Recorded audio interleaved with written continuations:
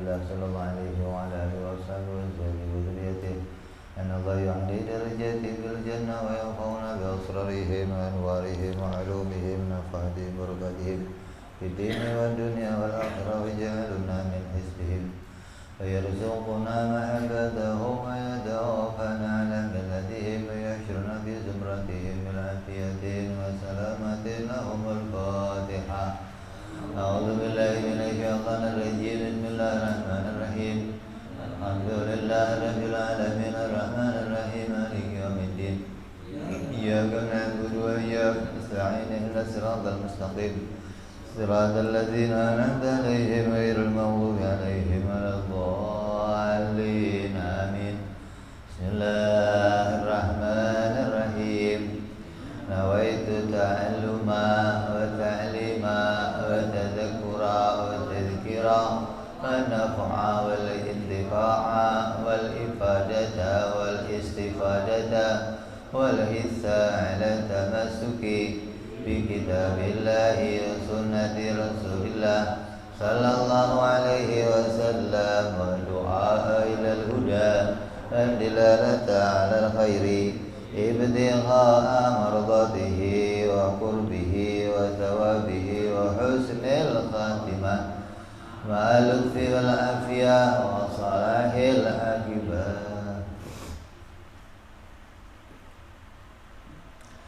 Bismillahirrahmanirrahim.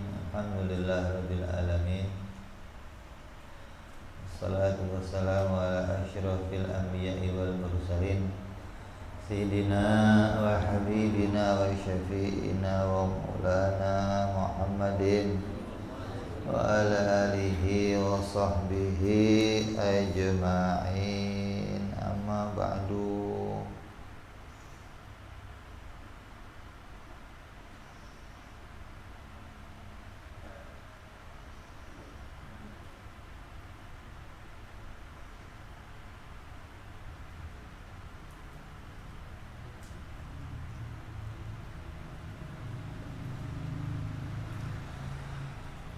Qala musanniful kitab rahimahullah wa nafa'ana bihi wa bi ulumihi fid dharain. Allahumma iftah qulubana futuhal arifin wa bi hikmatika wansur alaina bi rahmatika ya arhamar rahimin. Ila anqal. Hikmah yang ke 115. Kama la yuhibbul amal al-mushtarak kadzalika la yuhibbul qalbal mushtarak.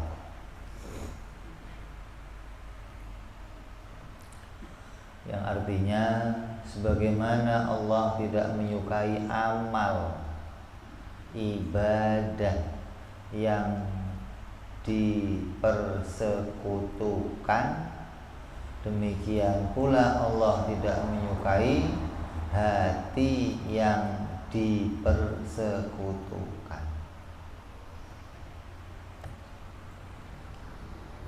Maksudnya Allah itu gak mau dibagi-bagi. Kalau kamu beramal, ya Allah mau amal itu ya hanya untuk Allah. Kalau kamu menyukai, ya Allah hanya mau kamu, di hati kamu hanya ada Allah. Allah enggak mau amal itu dibagi-bagi. Allah enggak mau pula hati itu dibagi-bagi kepada selain Allah.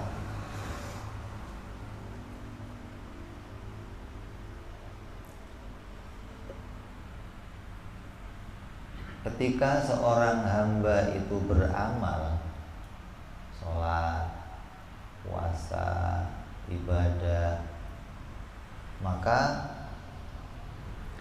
amal yang dilakukan hamba itu akan dicatat oleh malaikat yang namanya malaikat hafadzah, pencatat. Lalu amal itu akan dilaporkan kepada Allah Subhanahu wa ta'ala, bahwa si hamba tadi udah sholat ya Allah, Si hamba tadi udah puasa ya Allah, si hamba tadi udah ngaji ya Allah, udah baca Quran, udah baca maulid, udah. Maka amal itu akan dilaporkan kepada Allah. Dan Allah yang akan memberi keputusan apakah amal itu akan diberi pahala atau tidak diberi pahala. Apakah amal itu sesuai dengan yang diperintahkan oleh Allah atau tidak sesuai dengan yang diperintahkan oleh Allah. Maka Allah yang akan memutuskan itu. Sama kayak seorang guru. Seorang guru memerintahkan kepada muridnya ngerjain PR, terus PR-nya dikumpulkan. Terus tugas guru ngapain? Sesuai nggak nih sama yang diperintahkan? Kalau sesuai, dinilai. Ini gambarannya digambarkan demikian. Setiap amal seorang hamba akan dinaikkan oleh Allah, oleh malaikat hafadhah dan dilaporkan kepada Allah. Maka Allah yang akan ngasih keputusan amal itu diterima atau tidak diterima, diberi pahala atau tidak diberi pahala.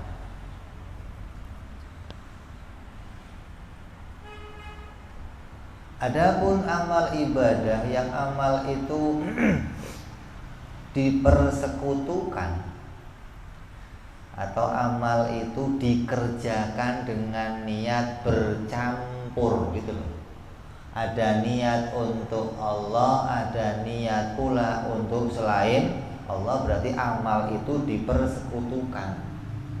Amal itu dicampur tujuannya. Ada tujuan yang untuk Allah, ada pula tujuannya untuk selain Allah. Maka amal yang demikian itu ditolak oleh Allah. Allah enggak mau amal yang dihadapan kepadanya amalnya dipersekutukan atau diparuh. Oh, separuhnya niatnya untuk Allah, separuhnya niatnya untuk selain. Jadi semua amal yang dipersekutukan, semua amal itu ditolak Allah. Amal itu tidak diberikan pahala apapun oleh Allah.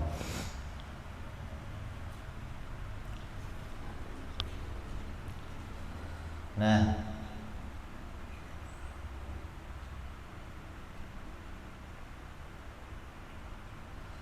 maka penyakit yang masuk ke dalam amal, yang membuat amal itu menjadi rusak, itu ada 3 macam penyakit. Yang membuat amal itu nanti akan jadi amal yang dipersekutukan, yang hingga nanti akan ditolak sepenuhnya oleh Allah atau dikurangi pahalanya. Ada 3 macam amal yang harus kita perhatikan, yang diri kita nggak boleh sampai terkena 3 macam penyakit tersebut. Yang pertama, riya.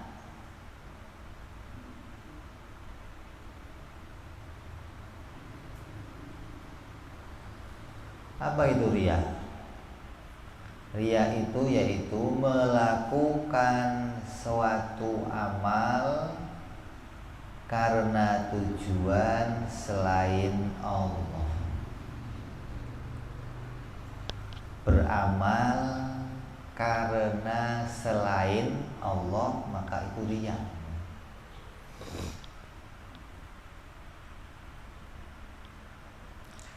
Baik itu murni karena selainnya Allah, atau terbagi, sebagiannya karena Allah dan sebagiannya karena selain Allah. Jadi ada yang murni riya, ada yang setengah riya. Yang murni riya itu contohnya apa? Contohnya umpamanya imam masjid sini yang sering jadi imam di sini, umpamanya Pak Udin punya anak cantik. Ada salah satu santri yang diem-diem demen sama anaknya. Ini santri gak pernah sholat di masjid, gak pernah ngaji di masjid, boro-boro azan di masjid. Begitu lihat imam masjid itu punya anak cantik, langsung banting setir masuk masjid. Tujuannya apa? Mau deket-deket sama imam masjid. Gak ada tujuan lain. Dia gak ada kebutuhan sholat berjamaah, kebutuhan azan, gak butuh, gak penting bagi dia. Tapi ya dia azan. Orang belum datang udah datang. Imam masjid lihat, rajin. Pak, azan dulu ya Pak. Oh iya azan. Pulang paling belakang. Imam masjid, ini calon mantu lah. Itu murni riya. Tujuannya murni untuk selain Allah. Ketika dia sholat ya pengen dilihat sama imam masjid. Ketika azan ya pengen dilihat sama masjid. Ketika dia bersih-bersih ya pengen. Sampai ketika dia ngapain aja pengen dilihat sama imam. Jadi gak ada tujuan Allah, gak ada. Itu namanya murni karena selain Allah.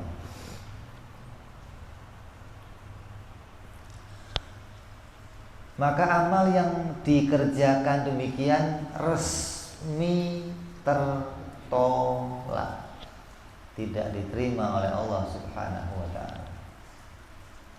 Ada lagi yang kedua yang tercampur nih. Tercampur niat kepada Allah dan ada pula karena selain. Artinya dia mengerjakan perbuatan itu yang membangkitkan dia mengerjakan itu ada campuran karena Allah, ada pula campuran karena selain Allah. Contohnya seseorang yang rajin ke masjid, rajin ibadah, azan, bersih-bersih, karena sudah berlangsung bertahun-tahun, maka ada orang yang dekat sama dia. Kamu ini hebat. Ini masjid kalau nggak ada kamu kotor. Yang azan nggak ada, yang bersih-bersih nggak ada. Ini masjid untung ada kamu, jadi rapi begini. Tadinya dia nggak pernah dengerin itu, dia azan ya karena Allah, bersih-bersih karena Allah. Begitu di alam begitu, besok tambah pagi berangkatnya. Begitu di alam begitu, azannya tambah kencang. Maka yang dilakukan orang ini sekarang menjadi tercampur. Ada niat karena Allahnya, ada niat pula ingin tambah dipuji. Kayak kemarin saja sudah dibilang rajin, apalagi tambah pagi, tambah rajin saya. Itu tercampur namanya. Ada niatnya karena Allah, ada niatnya pula karena selain. Atau yang paling gampang lah, kamu sholat karena Allah juga pingin tokonya laris. Kamu sholat karena Allah juga pingin naik pangkat. Itu kecampur namanya. Kamu sholat karena Allah juga pingin cepet dapet jodoh. Jomblo melulu ya Allah. Kapan kawinnya ya Allah. Asal sholat yang diingat anak Pak Haji ya Allah. Itu namanya tujuannya tercampur. Kalau kata sufi malah, kata para sufi, orang yang sholat pengen surga tercampur niat. Itu orang sufi sudah bersih dari itu semua. Kalau kita kan enggak. Kalau sholat karena surga, sebagian ulama masih mengatakan, oh masih dihitung ikhlas. Tapi kalau kata orang sufi-sufi, nggak ada. Ikhlas itu yang murni karena Allah, sudah nggak karena yang lainnya. Dalam hadis qudsi Allah berfirman, barang siapa beramal dan dia mengharapkan sesuatu dari selain aku, maka aku berlepas diri dari amal tersebut. Kok tujuannya pingin yang lain, justru Allah lepaskan. Ya sudah, amal itu untuk selain aku saja.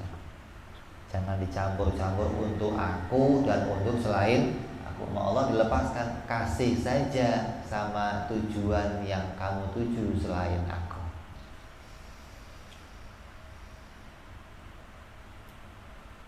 Menurut ulama sufi, baik harapan itu tentang masalah duniawi maupun masalah ukhrawi, maka kedua-duanya tetap tujuannya selain Allah, itu sama.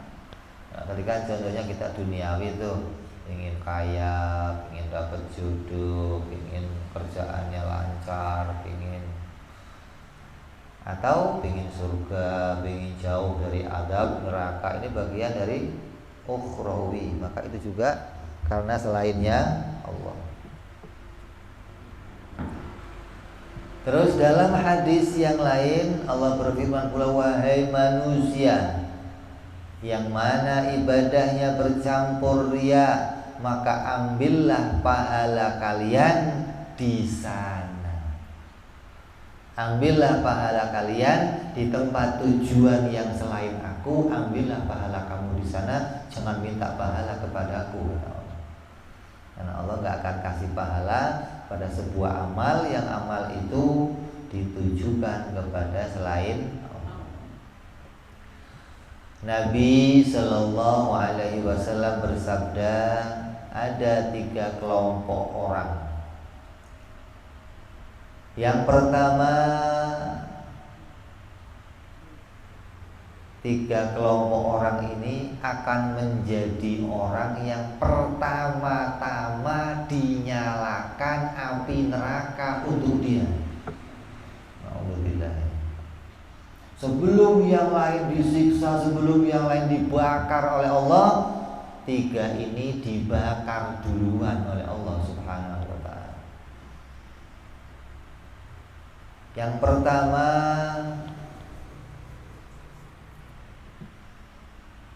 orang yang membaca Al-Quran untuk tujuan selain Allah.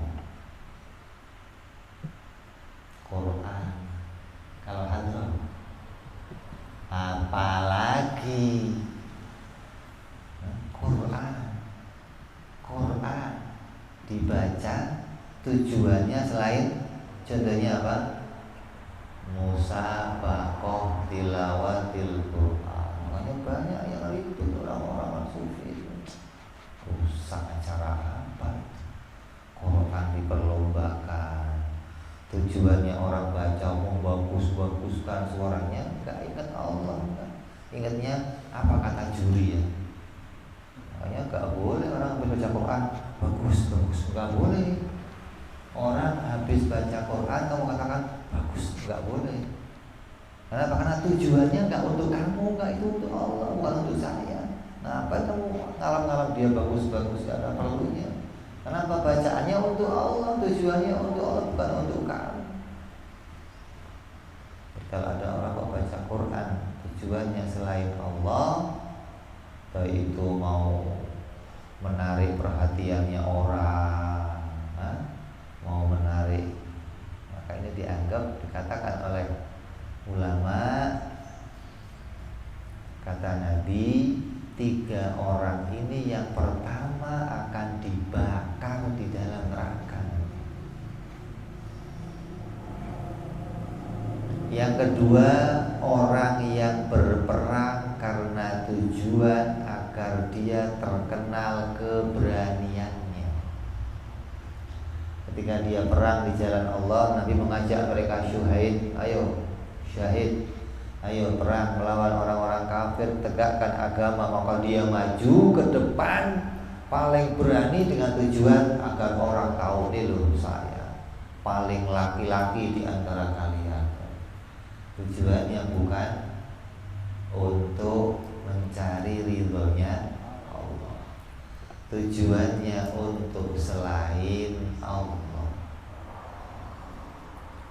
Maka perang yang demikian, keringat yang dia keluarkan sampai darah yang dia keluarkan nggak dihitung apa-apa oleh Allah Subhanahu wa Ta'ala. Ketika mati pun matinya nggak dianggap oleh Allah sebagai mati yang diberikan pahala syahid. Yang ketiga, orang yang bersedekah karena selain Allah, tujuannya karena selain Allah.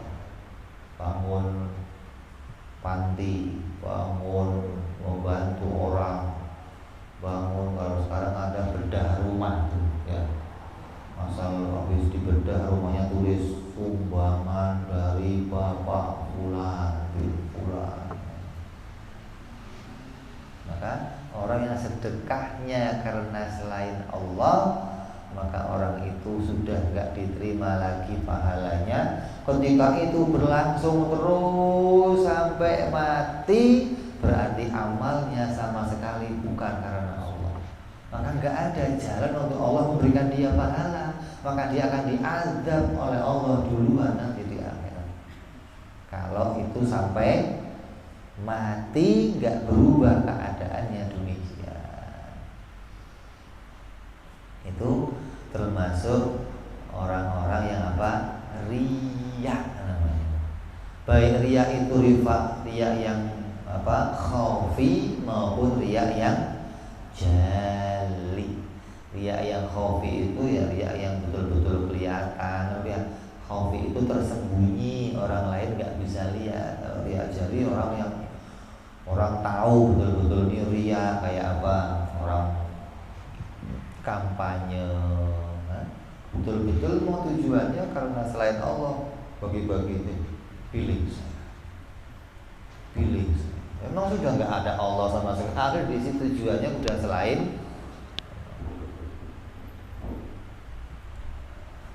Terus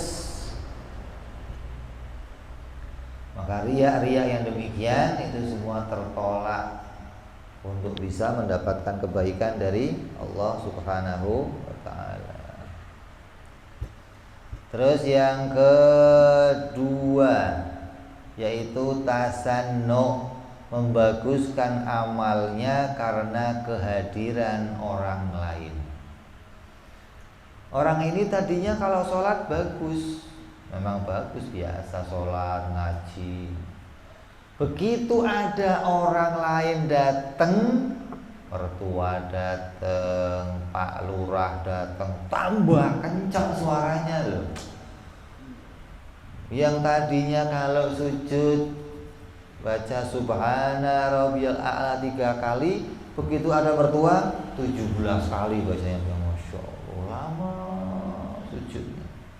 Dibagus-baguskan, suaranya dibagus-baguskan, amalnya dibagus-baguskan ketika ada orang lain yang, kalau nggak ada orang yang datang ya biasa begitu.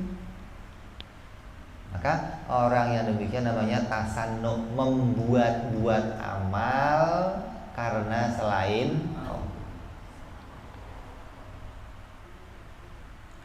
Yang ketiga, ujub. Apa ujub itu? Ujub itu yaitu melihat dirinya sendiri yang menimbulkan amal, menganggap amal ibadahnya itu dari dirinya sendiri, menganggap amal ibadahnya itu dan dia bangga kepada amal yang dikerjakannya. Wah, ada yang bisa amal kayak saya, gak ada yang bisa ngaji sebagus saya, gak ada yang bisa sholat sekhusyuk saya, gak bisa yang semua. Dia bangga, dianggap dirinya paling hebat dari yang lainnya. Maka Allah berfirman, janganlah kalian menganggap hebat diri kalian sendiri karena bisa melakukan sesuatu.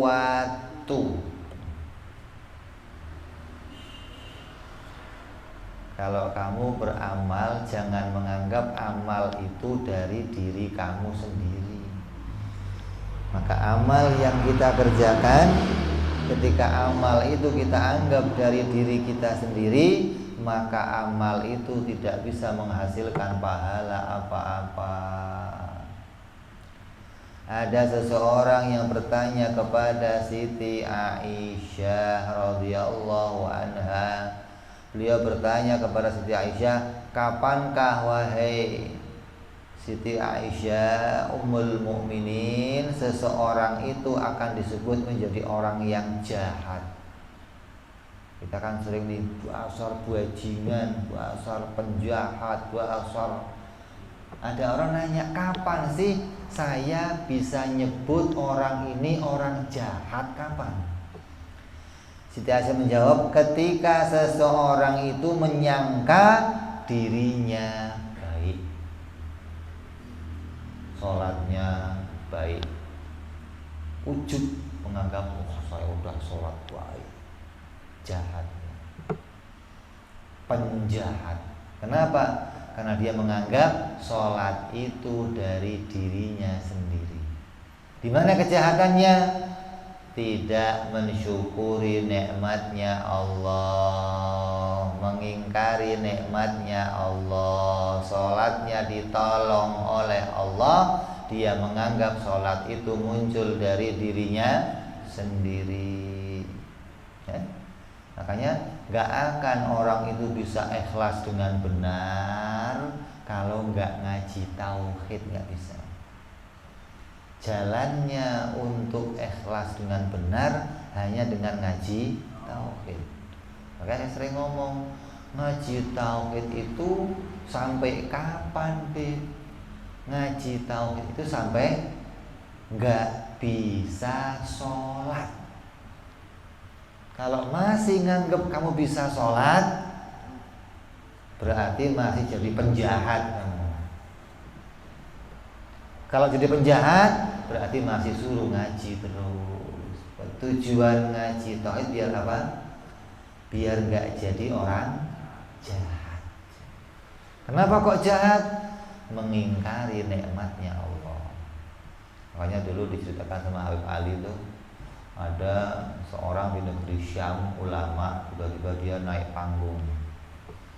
Apa dia katakan? Sholat saya gak ada pahalanya, sholat saya nol, saya ini gak bisa sholat, saya ini gak bisa puasa, saya gak pernah sholat, saya gak pernah puasa, saya gak pernah zakat, saya gak pernah haji. Wah, ini orang itu kalau gak pernah sholat, ya mestinya dihukumi ahli maksiat jadinya kan. Orang kok diperintah sholat terus dia gak sholat, hukumnya apa? Maksiat. Orang diperintah puasa, dia gak puasa, hukumnya apa? Maksiat. Ini kok dia di mimbar mengatakan saya gak sholat, saya gak puasa, saya gak haji, kecuali ditolong oleh Allah Subhanahu wa ta'ala. Coba. Kalau kamu sudah mengenolkan diri kamu, ngapain? Ngapain? Mengenolkan, maksudnya apa? Gak punya nilai. Nol itu gak ada. Kalau orang sudah bisa menganggap dirinya ini gak punya nilai, berarti gak bisa menghasilkan apapun. Sholat yang gak bisa, puasa gak bisa, haji gak bisa, zakat gak bisa. Terus dia hadirkan yang bisa menolong saya sholat hanya Allah, maka dia menghadirkan keesaan Allah di depan amalnya. Kalau nilai amal kamu sudah kamu nolkan dan kamu hadirkan Allah sebagai penciptanya, maka amal kamu punya nilai sekarang 10. Kok ngamal lagi 0 lagi 100. Kok beramal lagi kamu anggap 0 lagi 1000. Terus tambah banyak yang kamu kerjakan, kamu anggap itu dari Allah, tambah 0, kamu bertambah. Kalau enggak ada nilai pahala kamu. Gimana contohnya? Kalau kamu menganggap amal itu dari kamu, berarti kamu menghadirkan nilai 1. 1 itu kamu anggap dari diri kamu. Kamu menganggap diri kamu punya nilai 1. Kalau kamu anggap kamu punya nilai 1, berarti Allah nggak punya nilai. Jadinya berapa? 0,1.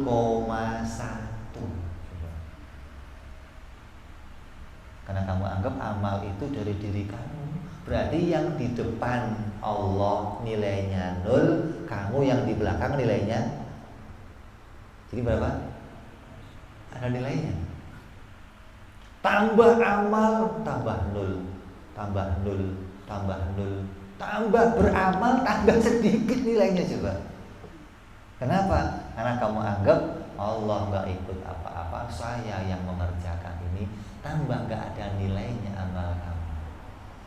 Jadi untuk bisa punya nilai amal yang dihitung pahala, hanya dengan ngaji tauhid, kamu bisa ikhlas dalam beramal. Kamu bisa mengenolkan diri kamu, saya nggak bisa beramal, amal itu ditolong Allah, Allah yang kamu hadirkan, maka barulah punya nilai amal kamu. Nyambung. Maka yang namanya ujub, riya, semua menghilangkan amal, menghanguskan amal, membubarkan semua amal. Maka Allah nggak mau amal itu dipersekutukan. Allah mau amal itu murni untuk Allah dan diakui sampai amal itu ditolong oleh Allah, bukan muncul dari diri kita sendiri. Coba. Apa? Sangat indah amalnya orang-orang ahli tauhid.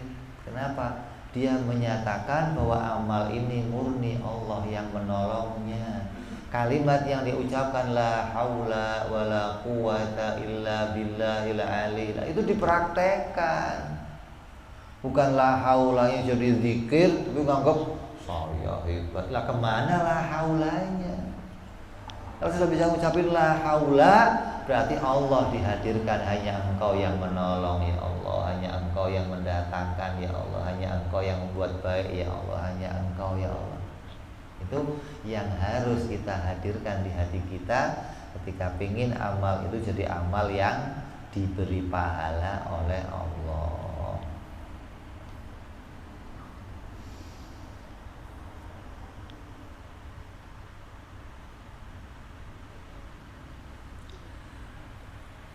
Dari 3 tadi, pertama apa? Riya, terus tasannu, buat-buat, terus ujub. Yang pertama riya itu termasuk kerusakannya di mana? Merusak inti amal, amalnya hilang. Inti amalnya hilang. Kenapa? Karena sudah ditujukan untuk selain Allah. Sedangkan yang kedua, tasannu dan ujub, itu menghilangkan kesempurnaan amal. Amalnya masih ada, tapi dihitung amal yang tidak sempurna.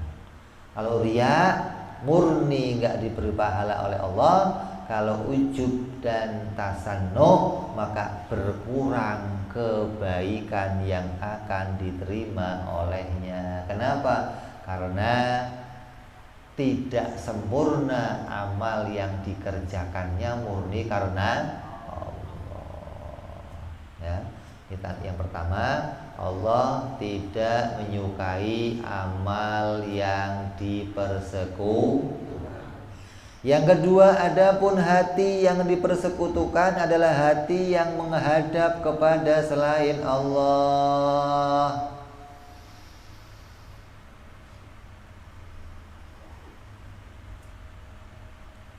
Yaitu hati itu mencintai dan menyukai selain Allah.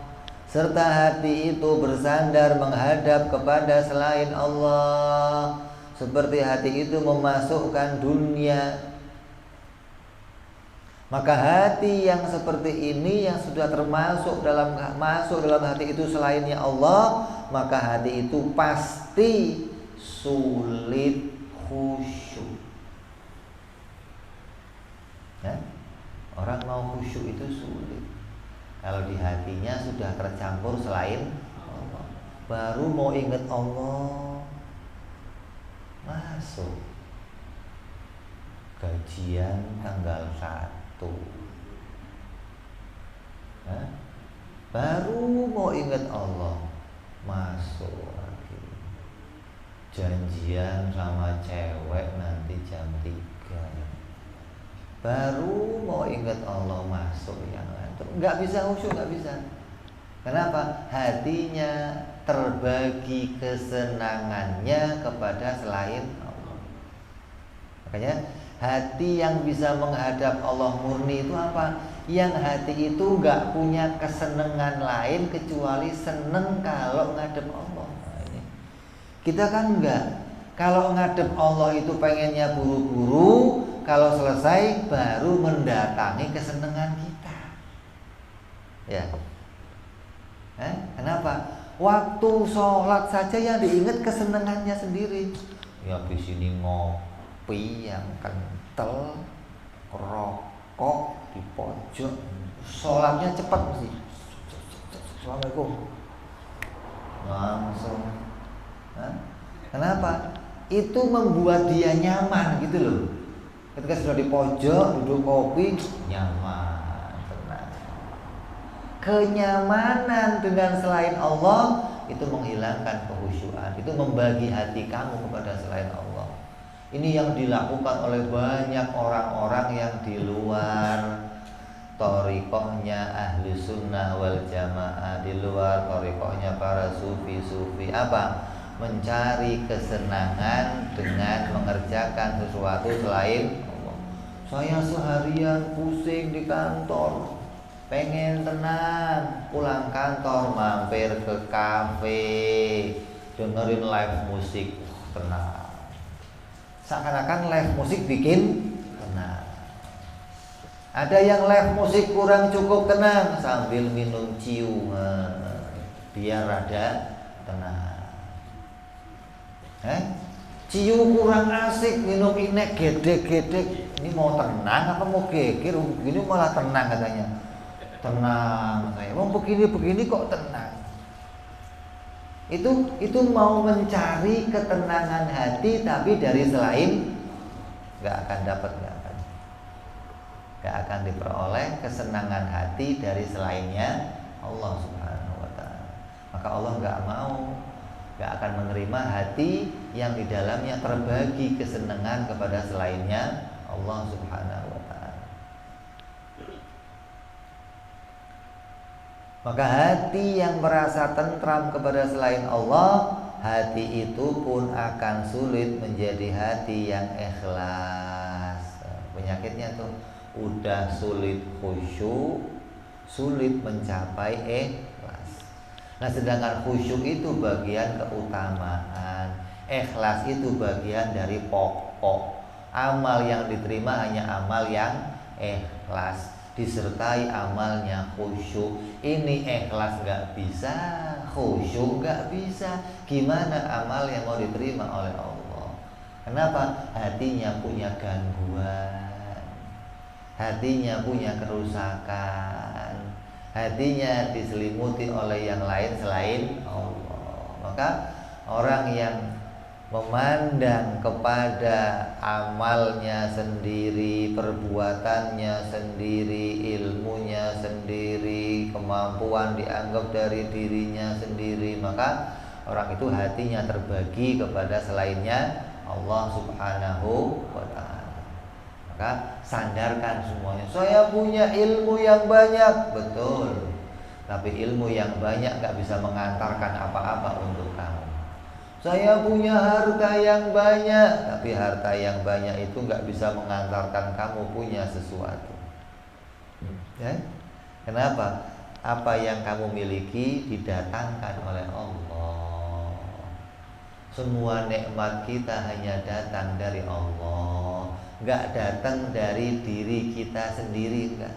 Bukan datang dari banyaknya amal kita, bukan datang dari banyaknya harta kita. Berapa banyak orang punya harta tapi nggak mendapat kesenangan. Berapa banyak orang punya harta kedudukan tapi stres, hidupnya nggak tenang. Berapa banyak orang kerjanya ngojek, anaknya 10, pulang bisa tidur nyenyak, masih bisa senyum-senyum, masih bisa makan bahagia. Kenapa? Hatinya tenang, hatinya nggak dibagi-bagi untuk selain Allah. Tapi ketika hati sudah dibagi-bagi untuk selain Allah, tidak akan mendapatkan kesenangan apa-apa. Maka jangan pernah menyandarkan diri kita kepada selainnya Allah. Kalau tiang ini kamu sandarin, kemudian tiangnya roboh, yang terjadi apa? Kamu yang bersandar ikut roboh. Maka jangan pernah bersandar kepada selain Allah, karena selain Allah akan binasa, selain Allah akan hancur, selain Allah akan rusak, selain Allah fana. Maka hanya bersandar hati kita kepada selainnya, hanya kepada Allah Subhanahu wa ta'ala. Adapun zahir kita ketika ngomong anu ini hanya bentuk syariatan, bukan bentuk ikhtiqatan. Pak, tolong dong ini tangga angkatin ya. Loh, kok bergantung sama selain Allah? Yang menjadikan ini bisa nolong saya adalah Allah mendatangkannya untuk menolong saya.